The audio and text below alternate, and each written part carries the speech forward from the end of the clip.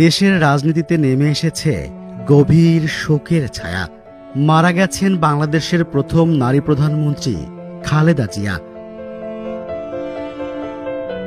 23 November ফুসফুসের সংক্রমণ থেকে শ্বাসকষ্ট নিয়ে হাসপাতালে ভর্তি হয়েছিলেন খালেদা জিয়া। এরপর দেখা দেয় নিউমোনিয়া।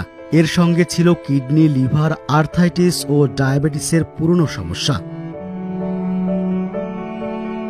চিকিৎসকেরা সর্বোচ্চ চেষ্টা করলেও একটি রোগের চিকিৎসা করতে গেলে আরেকটির ওপর বিরূপ প্রভাব পড়তে থাকে। শেষ পর্যন্ত তাকে আর বাঁচানো যায়নি। রাজনীতিতে খালেদা জিয়ার অবদান অমলিন। সংকটে নেতৃত্ব দেয়া, দেশের অগ্রগতির জন্য অবিরাম পরিশ্রম এবং সাধারণ মানুষের প্রতি সহমর্মিতার জন্য তিনি স্মরণীয় হয়ে থাকবেন।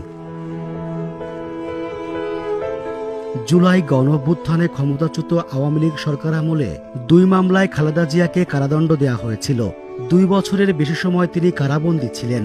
2020 সালের 25 মার্চ তৎকালীন সরকার নির্বাহী আদেশে তার সাজা স্থগিত করে শর্ত সাপেক্ষে মুক্তি দেয়।